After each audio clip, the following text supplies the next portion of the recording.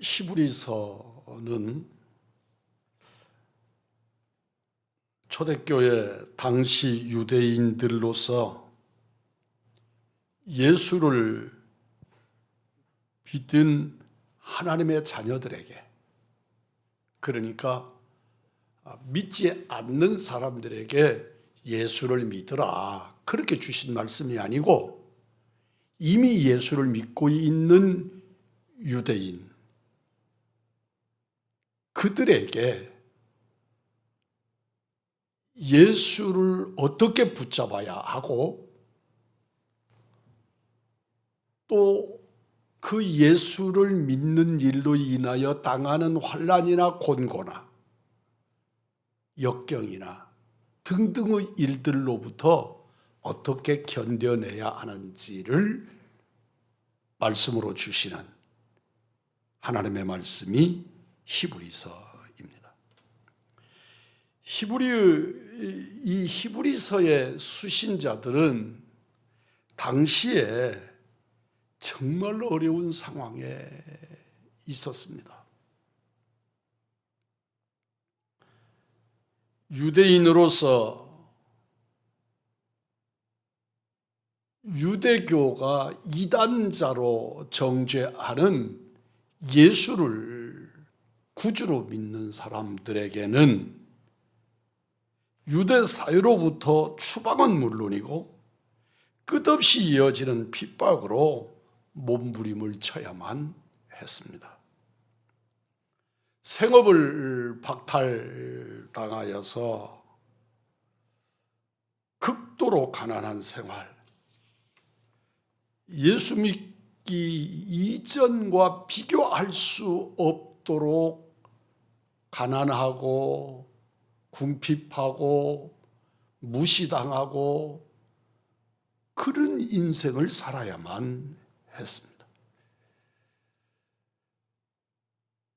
오히려 삶의 환경에서 내쫓겨서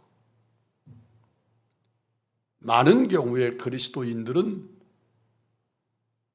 산속으로, 광야로 숨어 들어가서 살아야만 하는, 예수의 십자가를 짊어지고 인생의 광야로 나가는 그런 삶을 살아야만 했습니다.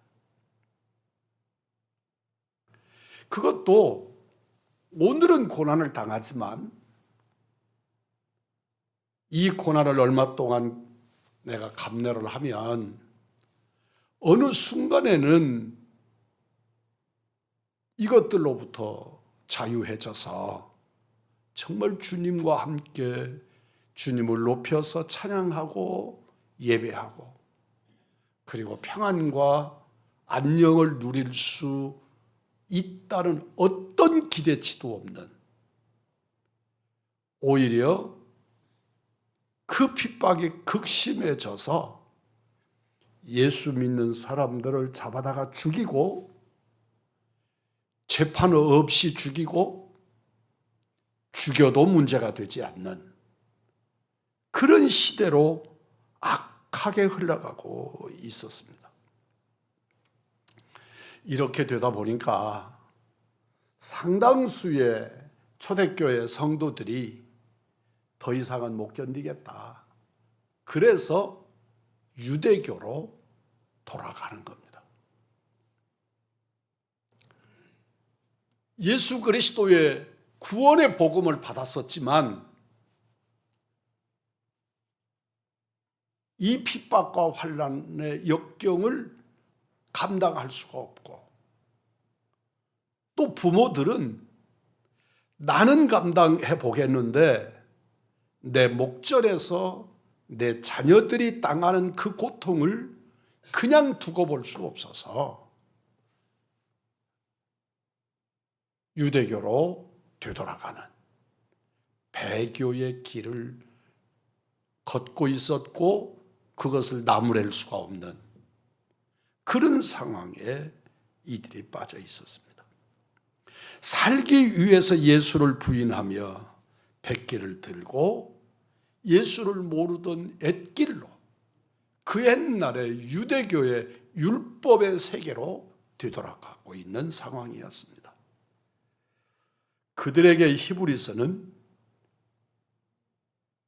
위로의 말로 조금만 더 견뎌라 이렇게 말씀하지 않으시고 조금만 참으면 그렇게 말씀도 안 하시고 오히려 강력한 경고를 주시는데 오늘 12절 말씀입니다. 3장 12절입니다. 형제들아 너희가 삼가 혹 너희 중에 누가 믿지 아니하는 악심을 품고 예수를 믿지 않겠다는 생각을 가지는 유대교로 돌아가겠다는 마음을 오늘 본문은 악심이라고 표현합니다. 살아계신 하나님에게서 떨어질까 염려한다. 내 생명이 던져질지라도 악심을 품고 하나님에게서 떨어질까 그것이 걱정된다고 히브리서 기자는 말씀하고 있는 겁니다. 여러분은 사도 요한이나 사도 바울이나 이런 사람들을 보면서 참 살아계 사람들이다 그렇게 생각하지요. 그것이 틀린 말이 아니지요. 그럼에도 불구하고 그들은 여러분의 담임 목사처럼 무능하지 않았습니다. 단호했습니다. 성도들이 지금 당하는 고난에 초점 맞추지 않았고 영원한 하나님의 나라에 초점을 맞추고 흔들리지 말라. 아무리 고통을 당하고 매를 맞고 여러 끼니를 굶고 토굴 속에서 비참하게 살고 있는 그들을 바라보면서 어쩌다가 이렇게 표현하지 않습니다. 오늘의 고난은 장차 받을 영광에 비교할 것이 못 된다. 그리고 강력하게 그들을 경고하고 있습니다. 4장 1절은 무섭습니다. 이 어려움에 처한 유대인 그리스도인들에게 하나님께서는 히브리서를 써 보내셔서 그들을 하나님의 말씀으로 세우고 그들에게 하늘의 소망을 주고 그들로 하여금 잘못되지 않도록 격려하고 경고하시는 말씀이 히브리서의 말씀이고 오늘 본문의 말씀입니다. 그들에게 핍박을 끝내고 가난을 풍요로 바꾸는 생활로 변화시켜 주신다든지 하는 식의 해답을 제공하지 않으십니다. 하나님은 그들을 위로하시고 격려하시는데 전혀 세상의 방법이 아닙니다. 예수 그리스도가 너희에게 큰 대제사장이 되신다. 그러므로 어떤 환난이나 역경 속에서도 그분을 바라보라. 우리 한번 따라서 하십시다. 예수를 바라보라. 예수를 바라보라.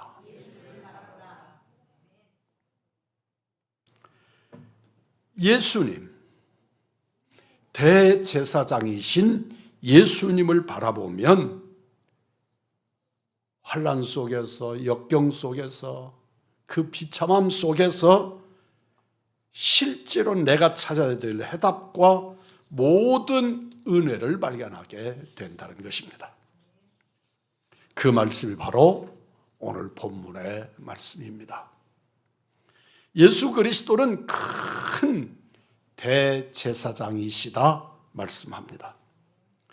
4장 14절입니다. 그러므로 우리에게 큰 대제사장이 있으니 승천하신 자 곧 하나님의 아들 예수시라. 따라서 합니다. 예수님은 대제사장이시다. 그렇습니다. 제사장은 하나님과 사람 사이에서 하나님께 있는 은혜들을 사람들에게 전해주시는 중재 역할이 제사장들을 대표하는 대제사장의 역할입니다. 예수 그리스도가 바로 그 같은 중재의 위치에 계신다는 말씀입니다. 그러나 예수 그리스도는 구약의 대제사장과는 근본이 다릅니다. 제사장, 대제사장의 원형이 예수님이시고 구약에 나타나는 제사장들과 대제사장들은 예수님의 원형이신 예수님의 그림자에 속하는 사람들입니다. 사람들은 거꾸로 그림자를 원형으로 알았고 원형을 왜곡된 주장으로 받아들였습니다.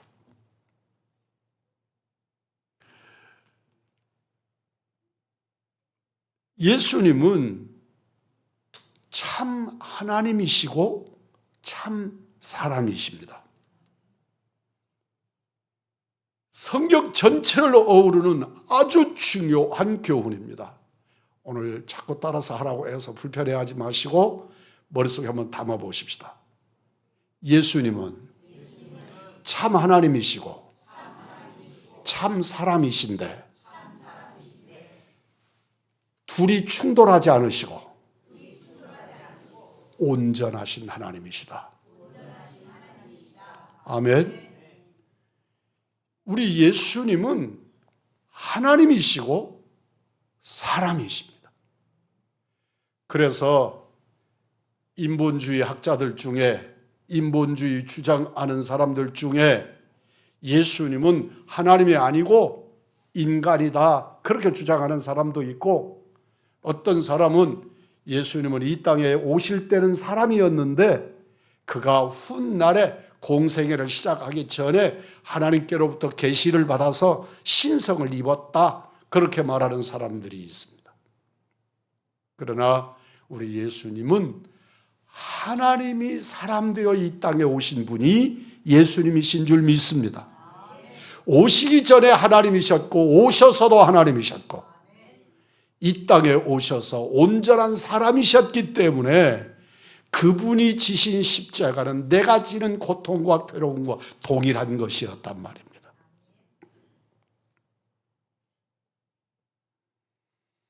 우리는 그 신비의 진리를 다 이해하지 못합니다. 예수님은 하나님이심으로 하나님에 대해 모르실 것이 없는 분이시지요. 하나님 나라에 대해 신비한 복에 대해 예수님이 모르시는 것이 없을 수밖에 없으신 분입니다. 한편 그분은 사람이셨기 때문에 인간의 연약을, 인간의 고통을, 인간의 필요를 또한 모르시지 않는 완전한 사람이셨습니다. 사람의 몸을 입고 이 세상에 오셔서 죄가 없으시면서도 사람이 당하는 모든 연약함과 고통을 친히 맛보신 하나님이십니다. 15절 하반절에 모든 일에 우리와 똑같이 시험을 받으셨다. 우리 김윤희 집사님 조금 나가셔서 우리 아기가 왔는데 한번 보십시오. 뒤돌아보십시오. 네. 받아들이십시오. 네.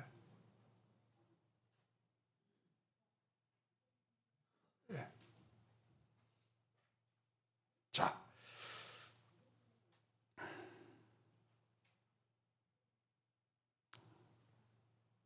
오늘 보면 15절 하반절에 모든 일에 우리와 똑같이 시험을 받으셨다고 말씀합니다.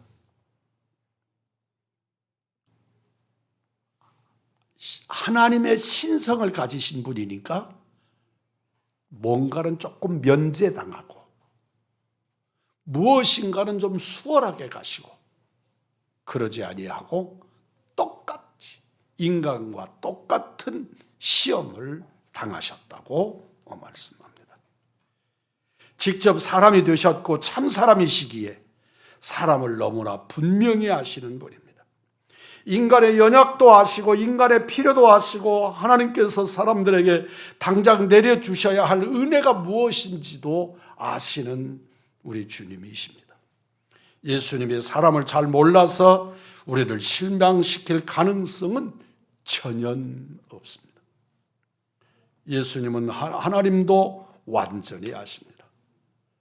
하나님이신 예수님이시니까 예수님이 사람을 잘 몰라서 우리를 실명시킬 가능성이 없는 것처럼 하나님을 영화롭게 하는 일에 온전하신 예수님이신 줄 믿습니다. 의왕중앙교회 담임 목사는 우리 교회 안에서 쓰는 신학적이나 신앙적인 용어에 대해서 아주 예민합니다. 그래서 불편해하는 이들이 있습니다.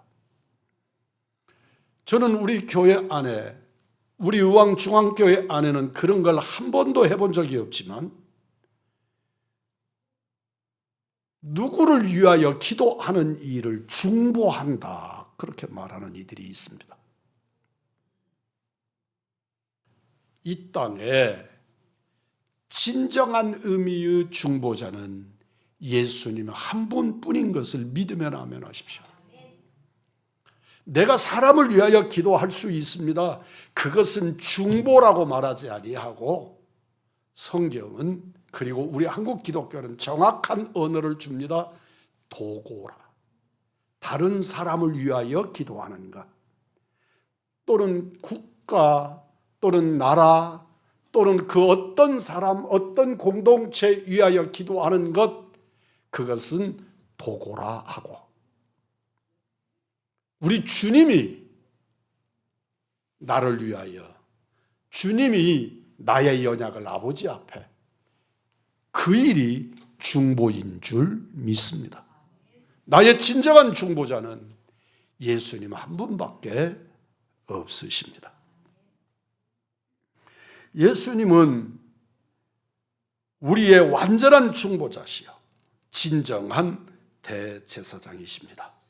대제사장이신 예수님을 바라보라고 말씀합니다. 예수님을 바라보면 아무리 핍박이 심해도 견딜 수 있고 이길 수 있고, 궁핍해도 주님이 주시는 그 기쁨을 누릴 수 있다고 하십니다.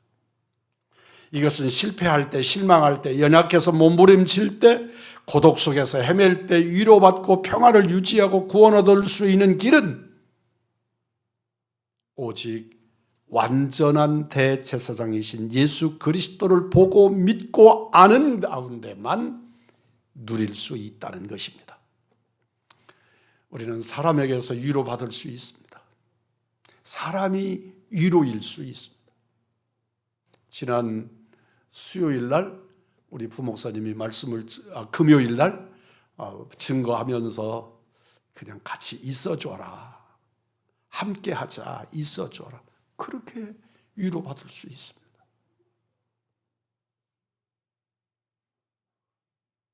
우리는 그렇게 위로자가 되어야 합니다.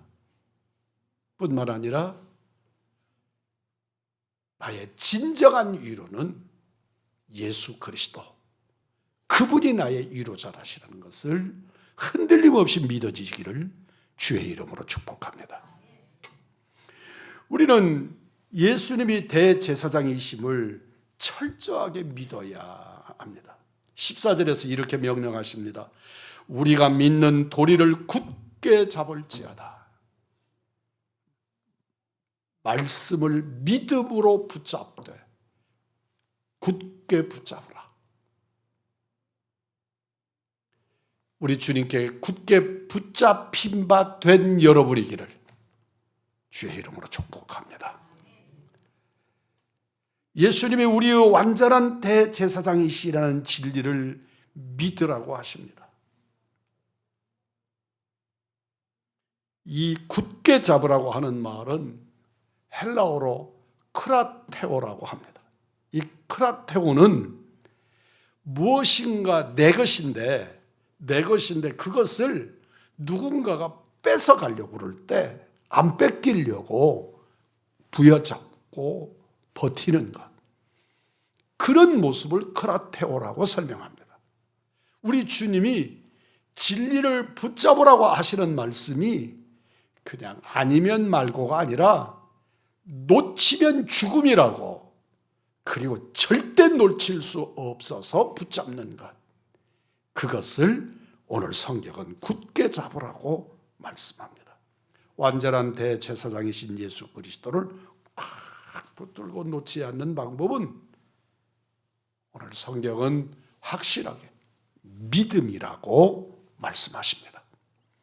우리 주 예수 그리스도에 대한 믿음이 확실하면 주님을 놓치지 않는다는 것입니다. 주님을 놓칠 수 없는 믿음으로 확정되시기를 축복합니다. 예수님은 나의 대제사장이시다. 예수님은 오늘도 나와 함께 계십니다.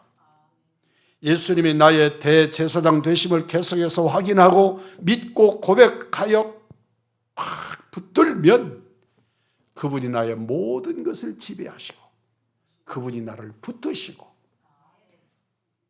놓치지 않도록 역사하시는 줄 믿습니다. 그 믿음이 나의 생각, 감정, 의지를 통제합니다. 그러면 히브리서 3장 1절 말씀과 같이 깊이 예수를 생각하는 사람이 되는 거죠. 진정 예수를 깊이 생각하는 하나님의 사람, 예수의 사람들이 되시기를 원합니다. 그러므로 함께 하늘의 부르심을 받은 거룩한 형제들아, 우리가 믿는 도리의 사도시며 대제사장이신 예수를 깊이 생각하라. 예수님이 나의 대제사장이시다.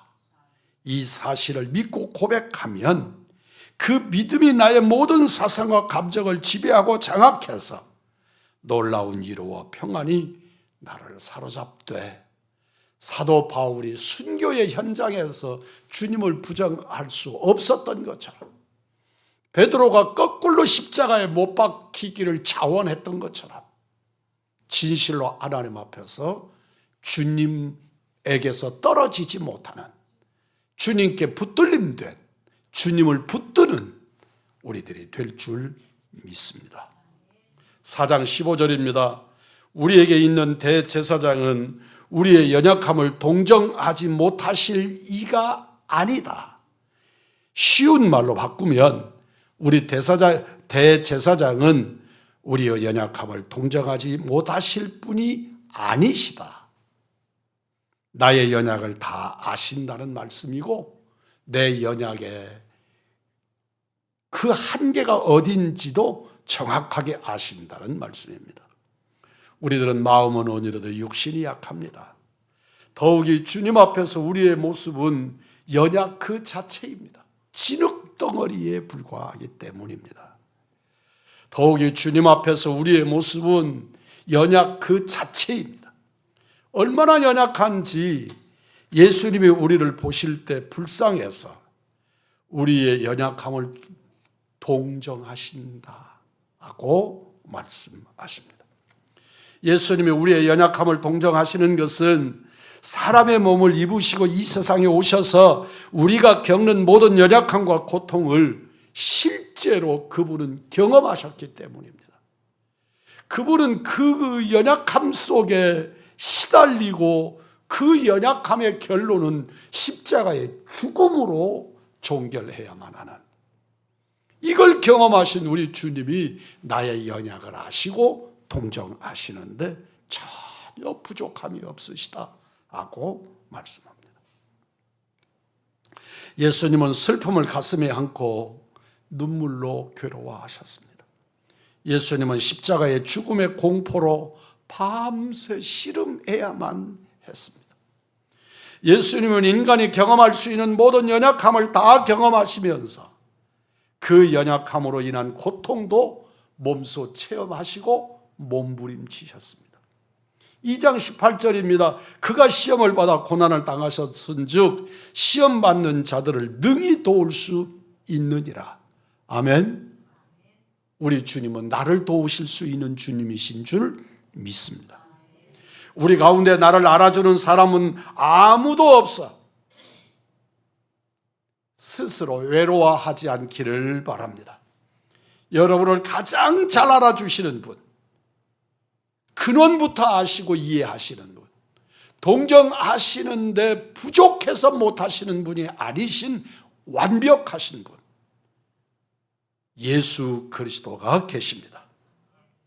그 예수 그리스도를 그냥 붙잡는 게 아니고 꼭 붙드는, 능력이 따라가지 못해 실패하고 경쟁에 뒤져서 막막한 심정으로 예배의 자리에 나와 계신 분이 계실 수 있습니다. 여러분의 처지를 충분히 이해하시고 여러분을 도우려는 분이 계십니다. 완전하신 대제사장 우리 구주 예수 그리스도이십니다. 예수님을 꼭 붙드십시오. 그러면 우리에게는 아픔은 있어도 절망은 없습니다. 우리를 절대로 거꾸로 당하지 않을 줄 믿습니다. 4장 16절입니다. 그러므로 우리는 긍휼하심을 받고 때를 따라 돕는 은혜를 위하여 은혜의 보좌 앞에 담대히 나갈 것이니라. 심판의 보좌가 아닙니다. 함께 합시다. 은혜의 보좌입니다. 심판의 보좌가 아니라 은혜의 보좌로 우리는 나가게 하십니다. 하나님의 은혜를 충만하게 쌓아놓으시고 예수의 이름으로 오기만 하면 주시겠다고 준비해 놓으신 보좌입니다. 디모데전서 1장 14절입니다. 우리 주의 은혜가 그리스도 예수 안에 있는 믿음과 사랑과 함께 넘치도록 풍성하였도다. 넘치도록 풍성하신 주의 은혜를 누리실 수 있기를 축복합니다. 하나님의 은혜를 넘치도록 쌓아놓은 것이 은혜의 보좌입니다. 우리에게 은혜를 빼면 아무것도 없습니다. 하나님이 우리에게서 은혜를 거두면 아무것도 아닙니다. 어차피 우리 모두는 문 닫을 시간이 다 되어져서 허겁지겁 포도원에 들어가 1시간 일하고 하루 일한 사람들처럼 일당을 받아 나온 은혜 받은 품꾼들인 줄 믿습니다. 몇 시간을 일했는지는 문제가 되지 않습니다. 얼마나 많은 일을 했는지도 상관하지 않습니다. 주인이 무조건 주시는 시혜가 은혜입니다. 내가 이만큼 일했으니까가 아닙니다. 내가 하나님이 원하시는 만큼의 어떤 것이 아닙니다. 주님의 거룩하신 포도원에 들어가서 일꾼이 되었다는 것만으로도 우리 주님은 나를 긍휼히 여기시고 은혜를 베푸시는 줄 믿습니다. 우리 모두가 알든지 모르든지 이 은혜를 받고 지금까지 살았습니다. 이 은혜를 하나님이 주시려고 은혜의 보좌를 마련해 놓으시고 예수님은 우리를 위하여 기도하고 계신 줄 믿습니다. 그 은혜의 보좌로 나가기만 하면 됩니다. 예수의 명령에 따라 포도원에 들어가면 되는 것입니다. 몇 시에 왔느냐 그런 거 묻지 않습니다.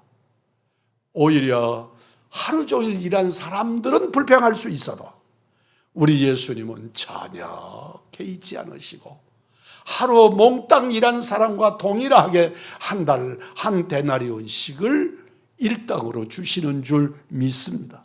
이 은혜의 자리에 함께 서시는 우리 우왕중왕의 성도들이기를 축복합니다.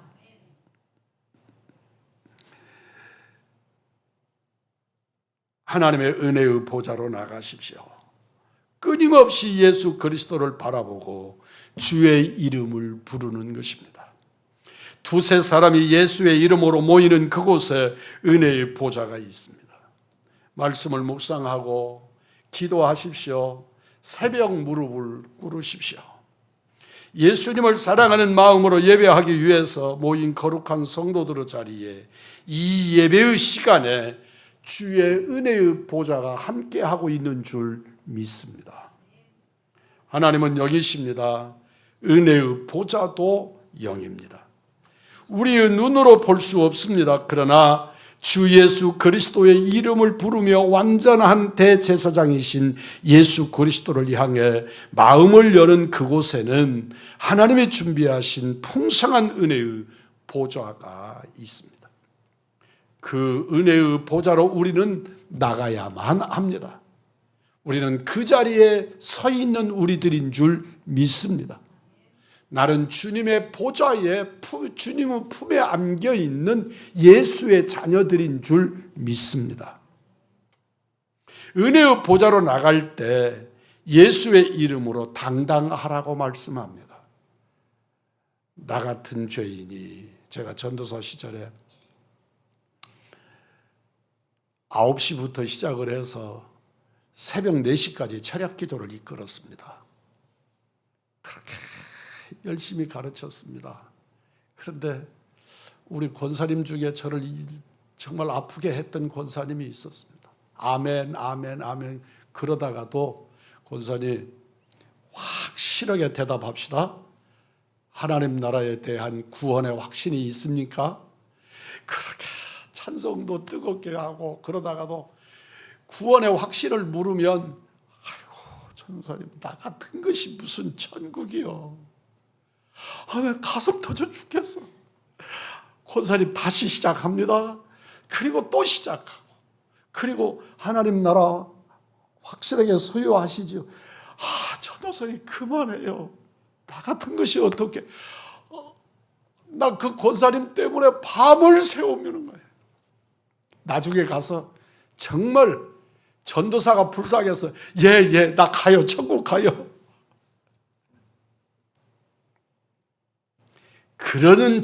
그렇게 불확실한 천국이 아니고, 예수가 내 구주이실 때 나는 그분의 이름으로, 성경은 뭐라고 말한다고요? 담대히 나간다. 담대히 나간다. 왜요? 이 땅 위에 있었던 구약의 대제사장들은 예수님의 그림자였어요. 그래서 그들은 1년에 단 한 번 지성소에 들어갈 수 있는데, 지성소에 들어갈 때 무엇을 의지하느냐 그러면 짐승의 피를 들고 갔습니다. 양의 피를 들고 지성소에 들어가는 겁니다.